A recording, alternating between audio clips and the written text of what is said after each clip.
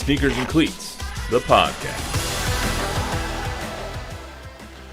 Welcome back to the Sneakers and Cleats Podcast. It is, Thursday? Thursday, September 19th. Days are meshing together at this point, Chuck. Yes. This is episode 135. Before we get started, I want to remind everybody, subscribe to the YouTube channel, which is probably where you're finding this right now. So if you're already subscribed, that's great.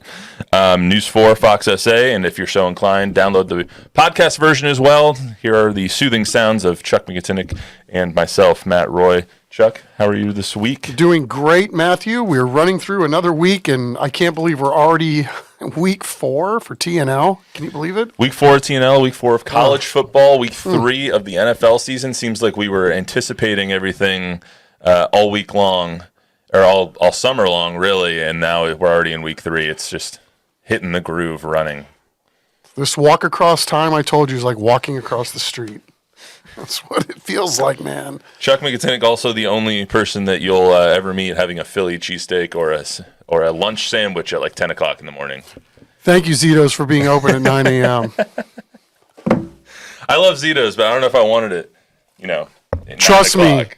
even at 9 a.m., you want it. Even at 9 a.m. All right, well. It's noon somewhere. I'm used to it's 5 o'clock somewhere. That's my favorite line. Anyway, we got a lot to get to today. We got Ravens at Cowboys, as the Cowboys try and rebound from a despicable loss on Sunday. 3:25 on Fox. 3:25 on Fox Sunday. And then at 9:30 on Fox. Post-game reports, courtesy of Zach Hedrick. Meantime, the Texans are traveling to Minnesota, take on the surprisingly 2-0 Vikings. So that game looks a little bit tougher than we originally had maybe thought when the schedule came out. What are the Texans going to need to do for a key win? Plus, was CJ Stroud little broing Caleb Williams on Sunday? The little bro memes really taking over the internet this week. Didn't really know that was a thing, but I guess it is. And then NBA training camps opening in the next couple of weeks, so we're going to talk a little bit of Spurs basketball today. Chuck, get back into the flow of things. Wemby, top of mind already for me. Okay. I'm here for you, Matt. And then, should probably be recording over here. And then NBA training camps obviously getting underway. There was also this weird Forbes article that was written that says that the Spurs are building a rebuilding clinic. So we'll talk about the rebuild a little bit, plus interesting comments from a former NBA player about the health of 7-footers. So we'll get into that a little bit as well. But I have trivia for you, as always. I like this trivia question a lot because it was a trivia question that even surprised me. So the Spurs have not made the playoffs for 5 consecutive seasons, the longest drought in franchise history. What is the second longest drought in Spurs franchise history? Do you know off the top of your head, or do you want to wait a little bit? I don't, but I think I do, maybe. Let's revisit when we get to the Spurs. Okay. Give everyone a second to think about this. If you're watching, obviously we're not streaming today, but if you're watching on YouTube, you can think about this for the next couple of minutes before we get to the Spurs. So, question one more time: the Spurs have not made the playoffs for 5 consecutive seasons right now, the longest drought in franchise history. What's the second longest drought? It's not very long. I'll give you that hint. So let's talk Ravens Cowboys. So Ravens are 1-point favorites at the Cowboys, which is a little bit surprising to me. I thought that the Cowboys would be maybe 2 points favorites coming into this game just because they had won 16 straight regular season games coming into last week, and then you have one loss, and then you have the Green Bay loss at home last year. So even if you count those two, 16-2 in your last 18 home games in Dallas, and the Ravens are going to come in 0-2 as 1-point favorites. That line in general just kind of took me by surprise. I think a little bit, yes, but I think the other side of it is at some point the Ravens are going to turn this thing around, right? And I know Cowboy fans are hoping it's not this weekend. Yeah, I don't know if it's not going to be this weekend. I don't either. That's the why thing. We watch. 1 point. It's basically a pick-em. Like, who do you think's going to win? And I really don't know who's going to win this game because both teams have a lot of issues. The Cowboys, obviously, their biggest issue is they can't stop the run. They allow 4.9 yards per carry, which is 24th in the NFL. They have allowed 5 rushing touchdowns this season already through 2 games, which is the worst in the NFL. They have 20 rushing first downs allowed, which is 28th in the NFL. And when you're playing a team, with the reigning MVP Lamar Jackson And with the 6'3", 250-pound behemoth of a running back, Derrick Henry, one of the best running backs in NFL history, that doesn't bode well for your chances in this game. I'm with you. Plus, Mozzie's back isn't 100%. They already made one roster move this week to bring in another defensive lineman. I'm with you. I don't know that the week is setting up necessarily in the Cowboys' favor when you're talking about a week where they got gashed on the outside. Now, this week it could be inside. So we'll see what gives. But, again, they're going to tell you where they think they're at. And when they're making roster moves like this, not midweek, but pretty damn close to it. Yeah. I don't think they are where they want to be along the defensive line. If I was the Ravens, and the Ravens have been criticized recently for passing the ball too much, being a little bit too pass happy with Todd Monken, and I get it. They have a lot of weapons. They have Likely and Andrews and Zay Flowers and Derrick Henry and Kerry. What's the other guy's name? Kenyon Martin or whatever his name is, the other running back. But they have a lot of weapons. And I wish I could help you out there, by the way. It's all good. I'm surprised I don't know it, honestly. They have a lot of weapons on the outside, and Todd Monken has seemed to be a little bit too pass happy, and they've been criticized for not running the ball more. Obviously, last year in the playoffs against the Chiefs, they just stopped running the ball in the second half, and they gave up that lead last week to the Raiders, another 10-point lead that they've blown at home because they stopped running the ball. If I was them, I'd run the ball 50 times this game. Whether it's read option with Derrick Henry or the backup running back, whether you're putting Lamar out on the edge and doing boots, whether you're just running out of the I formation or strong formation with Derrick Henry, you have to run the ball up the Cowboys' ass. And that's how Green Bay won. That's how the Saints won. And if they don't do that, they have a chance to lose this game. I'm with you. It's, part of this, though, is, and I know nobody wants to talk about this, these coaches and these organizations have to manage the season in terms of reps and how much you're using guys because the season's so long. And every time a guy touches the ball or is even out on the field for that matter, obviously your chances of getting hurt are great. And Derrick Henry is going to be no good to the Ravens, just like Zeke's not going to be any good to the Cowboys if you're going to give him the ball 30 times a game, the first 3 games, and again, exponentially, your chances for getting injured go up greatly the more you touch the ball, right? So I hate that this is what it's devolved to in a lot of ways because we don't get to see these great players. Some of them are capable of taking over games. The fact of the matter is, especially early on in the year, you have to manage reps and you have to do it through the course of the year. And McCarthy's really done a masterful job of doing that during his last 2 years with the Cowboys, and he did a really good job with that for the most part in Green Bay too.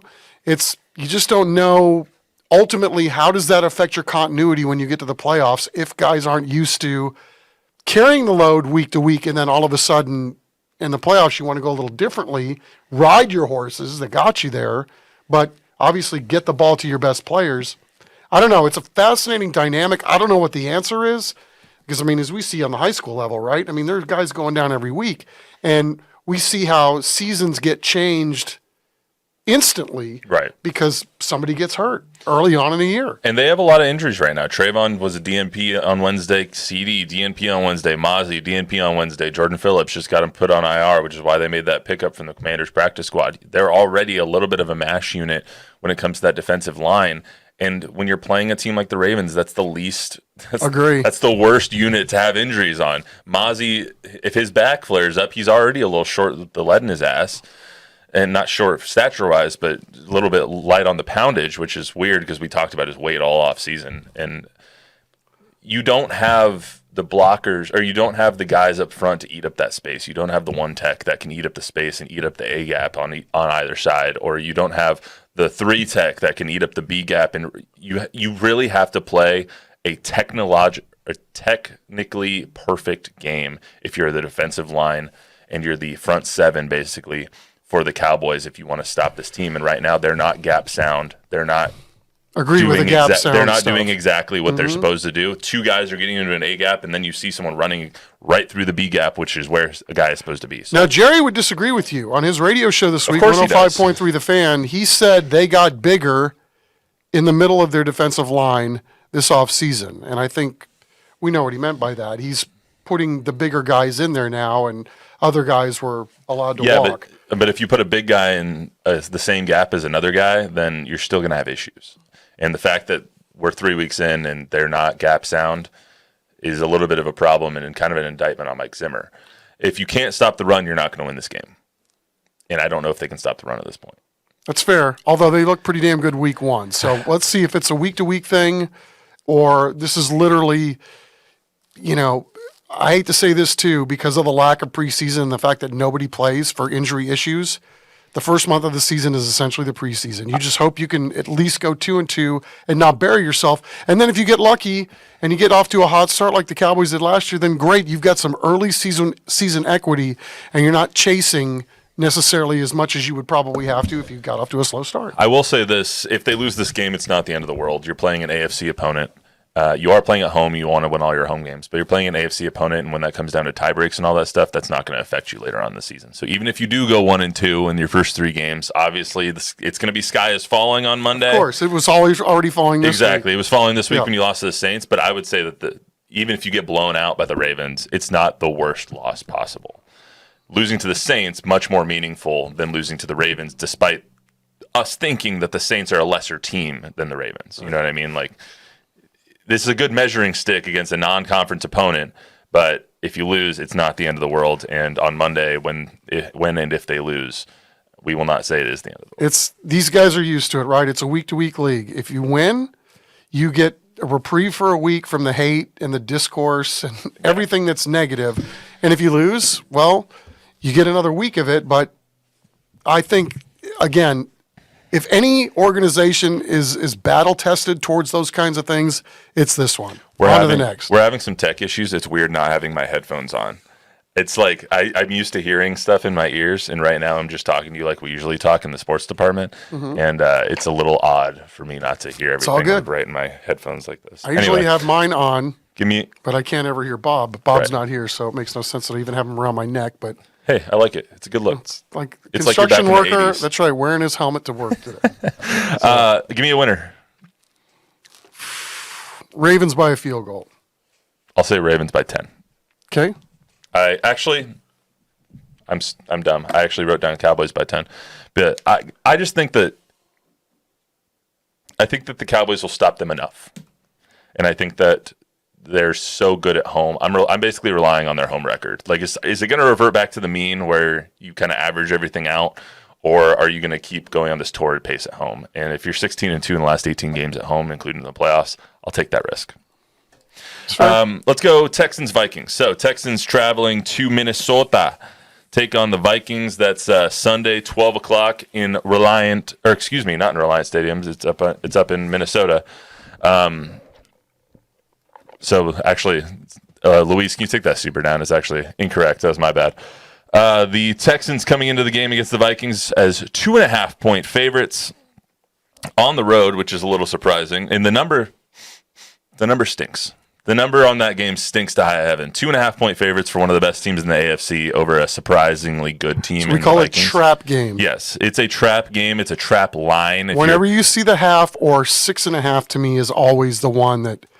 Those are the games you stay away from. Yeah, I don't even think I am a sports bettor, and I am not going to touch this game with a 10-foot pole because I have no idea what's going to happen. I would not be surprised if the Vikings win this game. I would. I don't think I'd be surprised. I will definitely not be surprised if they cover the number. You know how in the week 1 the Texans were 2.5-point favorites against the Colts at home. Obviously, that's a divisional game, and the game ended up 29-27. I could see something like that happening where they win by 2 points and then right on the number here. But Joe Mixon and Damian Pierce are big, big losses if they don't play this game. They need that run. The Texans need the running game to win. Especially because I think, don't the Vikings have like 10 sacks already this year? They're really good. 10 or 11. And I know the Texans are like 9 or 10 too. So it'll be a defensive game, you would assume. But, I mean, I guess the crazy thing for me is, I know it's a small sample size, but Sam Darnold's the number 3 quarterback in football right now. CJ Stroud's number 7. No slouch.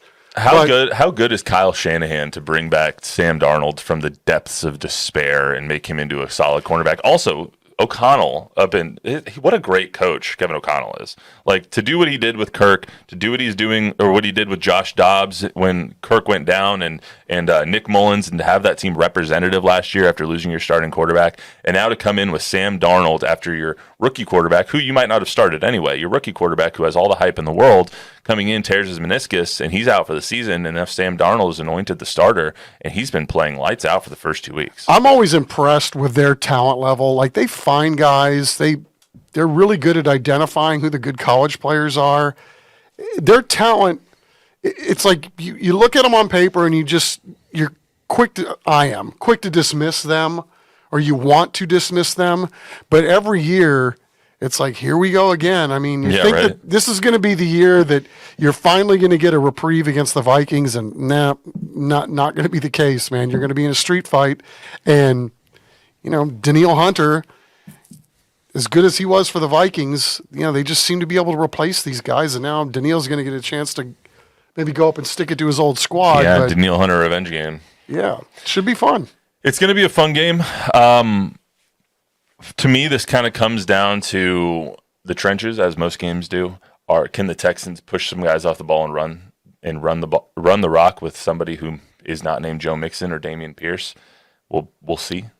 And can Sam Darnold continue this torrid pace? I mean, they have some injuries on the Vikings front as well. Justin Jefferson popped up on the injury report. Jordan Addison popped up on the injury report. Christian Darrisaw popped up on the injury report. Sam Darnold needs all those guys to win. Aaron Jones has been really good for them, except for that fumble he had last week. I know you're upset that he's not on your every Packers time I anymore. see that guy's name, it's like, and there's no way, and any Packer fan, you ask him, there's no way they will ever pull against that guy. No, 100%. That's saying a lot, even if he's playing for the purple team. I did want to talk a little bit about the CJ Stroud, Caleb Williams controversy that's going on right now. The little broing of sorts. I didn't even know what that meant until this week. I'm just going to read from a Fox story real quick because I didn't want to try and paraphrase this. CJ Stroud getting criticized for post-game interaction. He went out there, said, "Good job there, or good job out there, bro. Hey, stop taking those hits." This is after the Sunday night football game against the Bears, which the Bears covered by 0.5 point. Curse you. Williams appeared to walk away, but Stroud pulled him back into the conversation. "Come here, learn from those mistakes. Everything that you got, bro, is in you already. You're going to be a hell of a player in this league." So then that was the end of that story, and Stroud was criticized heavily after the game for this interaction because he was mic'd up. People saying that it's not the time or the place for that. People saying, like, you're only a second-year player. You don't have this veteran status. Why are you... They are the same age. Why are you... Yeah, they're the same age. Why are you little broing this guy and trying to act like the older brother? Shut up. Like... This is what happens every game. Every game, someone walks out, they're like, good job, blah, blah, blah, and then they walk away. Like, why is this an issue? Yeah, I'm with you because I don't necessarily see CJ Stroud as a guy that's conniving or trying to big league or big bro anybody necessarily. However, I do get the other side of it too. It's like, if you're Caleb Williams, you just lost a tough game. You just got sacked 1,000 times in this game. You took a pounding and a beating. Do you really want to hear from the other team's quarterback while you're walking off their field with cameras around and microphones? I mean, I don't know that I would necessarily want to hear any of that either, even though I think CJ Stroud's intentions were probably pure and not 100%. meant to, demean or, get one over on the opposing team's quarterback. I get it from both sides, but again, I know if I was Caleb Williams, I'd be like, dude, just let me get to the locker room. Really, I don't want to hear from you. We just competed against your team. Maybe on a phone call during the offseason, I want to get this. However, like I said, I don't think for 2 seconds that CJ Stroud was doing anything but spreading the love around. I get that, and it seemed like Caleb did not want to be part of that conversation either. Right. Like his body language told you, like, get away from me. Right. Like, I don't mind admitting in a situation like that, I would be a poor loser. It's like somebody's trying to be a gracious winner. I don't want to hear from you. Caleb also didn't play well that game at all. Yeah, but threw not a couple of ugly his picks. fault. I mean, threw a couple of ugly picks. They pressured him on 36 out of 42 dropbacks. No one's going to play well when you play like that. Some of the pressures were his fault. Let's just call a spade a spade. He ran. He's trying playing to in game 2. He's trying to do college things, and you stop slurping your drink in the I can't help it. in I the was microphone. parched and I had no water left, so I had to take the You never have any water the remnants left. at the bottom of the ice cube cup there. Yeah, he does come up with I that. do, but I'm hoping that it melts, although the styrofoam is not being real flexible in that regard. Anyway, Sorry. it's just funny. It happens every time. You're right. His intentions are pure, and CJ came out this week and was like, I wasn't trying to little bro him or upstage him or anything like that. It just, when I lost last year, players did that to me, and it really helped me, and I cherish those moments. And so I try to do the same thing for Caleb, and then this all happened. So Cool. I get it. It's just, I hate that this is even like a controversy that we're needing to talk about. Like, it's just players being players. It's guys that are going in, they're shaking hands after the game saying, good job, F you, you win, I hate you, whatever. And then they're going to go their separate ways, Right. you know? It is what it is. So who wins the Vikings-Texans game before we get to the Spurs? I say the Texans. I think the Texans got to come out and throw the ball. I mean, you've got the most deep receiving core in the league. You're a little thin at running back this week. Hey, get out and just chuck it around the ball yard and let's see what happens. And I think somebody needs to press the Vikings because their defense has been really, really solid. And I know that sounds antithetical to what they've already put on tape with all the sacks and everything, but let's find out what's going on. Antithetical, way too big of a word for me. I can't. Can you say it? Can you spell that for me? I'm trying to think of another word that actually fits. I'm going to go Vikings. I think the Vikings. Thank you, Mom, for planting that seed when I was a little kid. I'm going to go Vikings. I think the Vikings win this game. And like I said, that's a smelly old line that they got there. I'm under the impression Vegas knows something that we don't with that line. So I'm going to go Vegas. Or I'm going to go with Vegas and choose Minnesota. Okay. So let's get to the Spurs trivia question before we get to some more Spurs stuff. So the Spurs have not made the playoffs for 5 consecutive seasons, the longest drought in franchise history. What is the second longest drought? Chuck? 1? 1's what you're going with? Yeah. Did I win? 1 is correct. Okay, cool.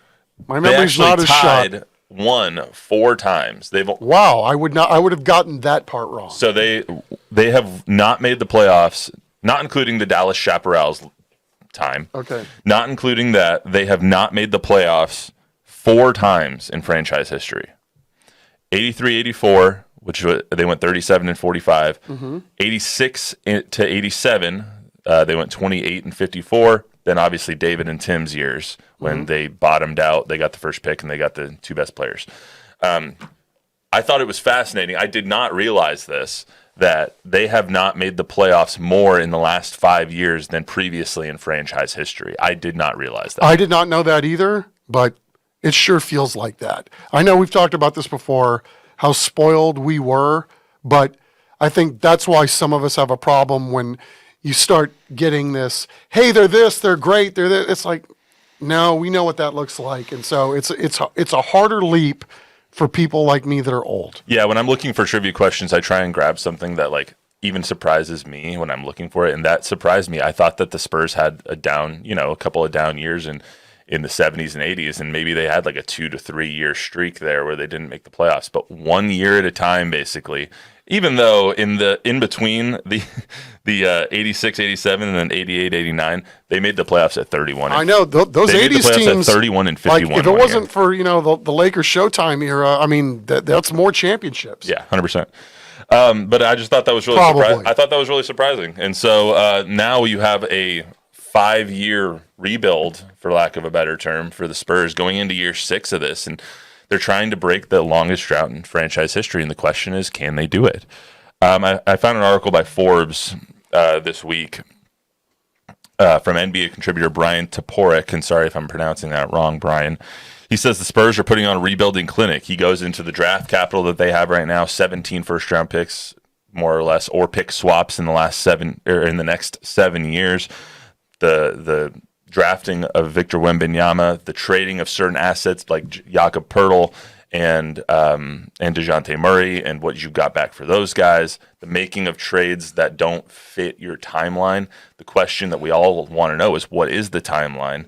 But his hypothesis, his assertion is that they're putting on the rebuilding clinic because they're doing it the slow way. They have a goal in mind, and they have a focus on when they want this team to compete. I don't know that that's not anything that we haven't said around here. I don't know that I would give them 100% credit for like being the first to do this, though. I mean, all you could do is look up 35 and see Oklahoma City, and they kind of did this that way too. And obviously, Oklahoma City wasn't the first one either. That's ever kind of just knocked everything over and said we're going to start from scratch. But it is a masterclass in that. It's like they're playing 5D chess, right? There's a million different ways this thing could go, and there's going to be reactions and actions and reactions.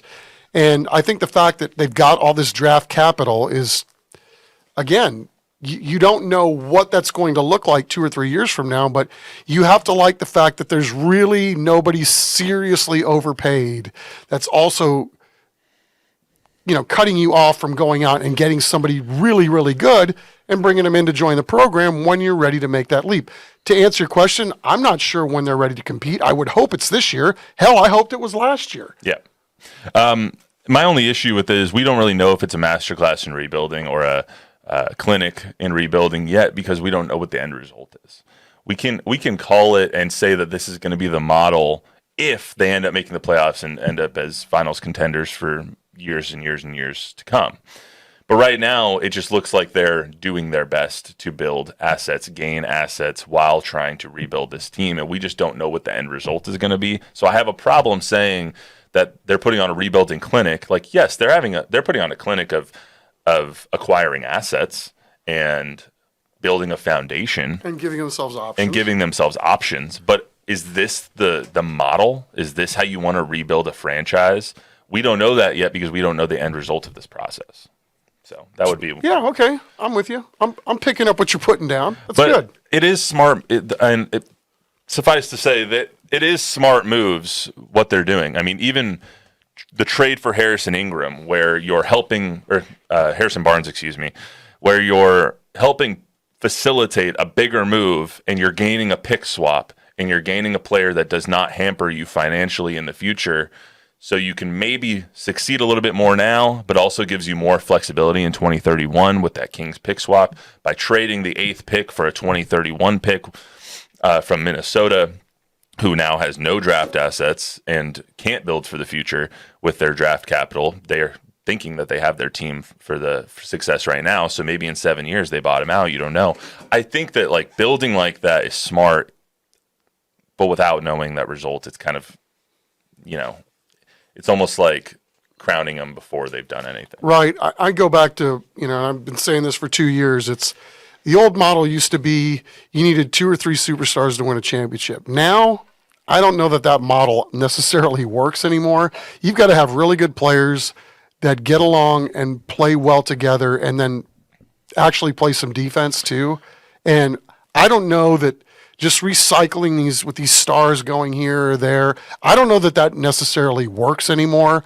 So I would rather see it being done the way the Spurs are doing it, the way OKC's doing it, than, just let's grab this superstar. And I know, they've got Chris Paul coming in here, but again, to your point about Harrison Barnes, these are pieces or bridge pieces that are going to help you with your foundational stuff in terms of how to be pros, how to act like pros, how to play like pros, how to play like pros when it matters most.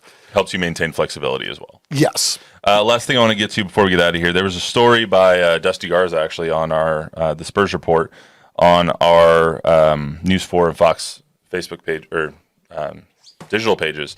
Paul McKeskey, 7 feet tall. He played in the NBA for 5 seasons. Nickname? Was Speed Bump. He was a coach there for a little while as well.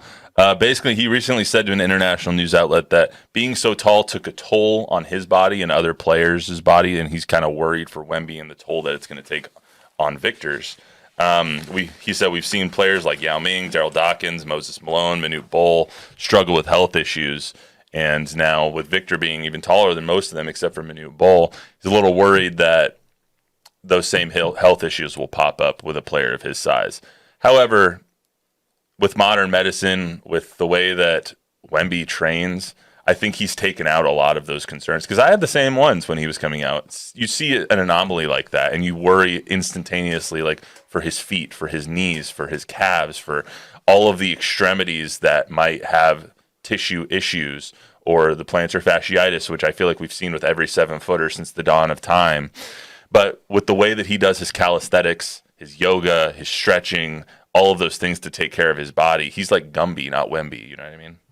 I like that. Yeah, so I think you're right. The difference between Paul McKeskey's time in the league and now is this generation has the benefit of having seen how the prior generation handled these kinds of things, right?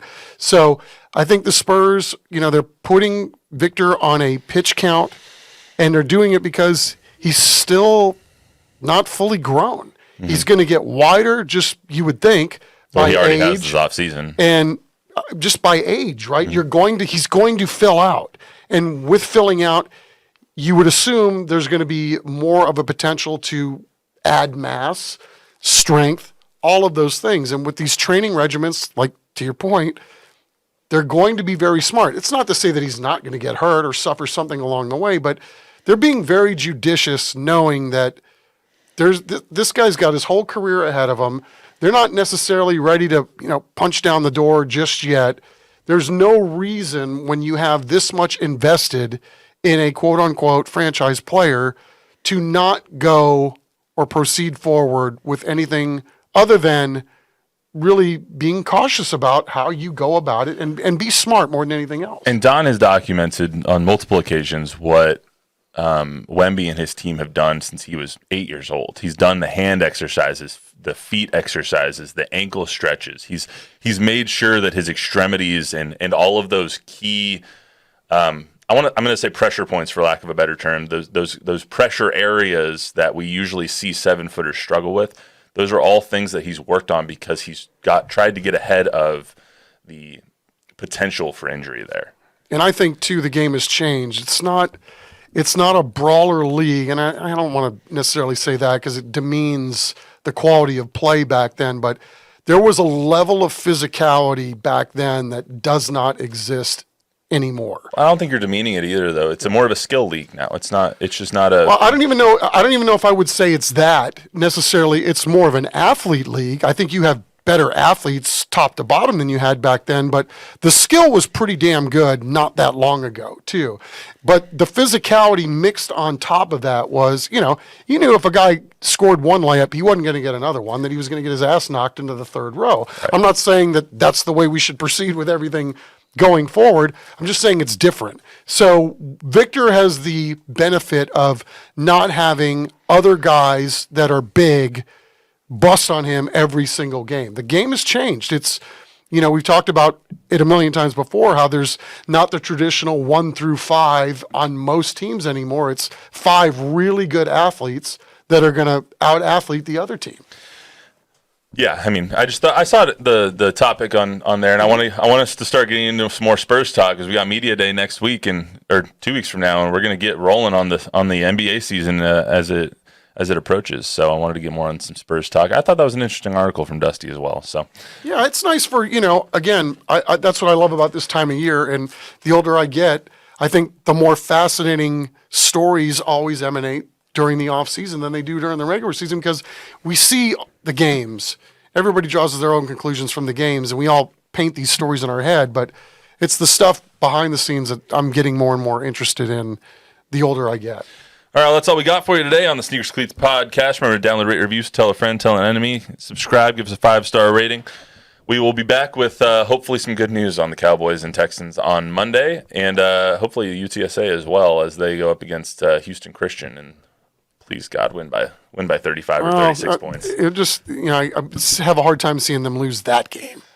That would then I'd be waving the white flag if that actually happens. But that's all we got for you today. We'll see you right back here on Monday.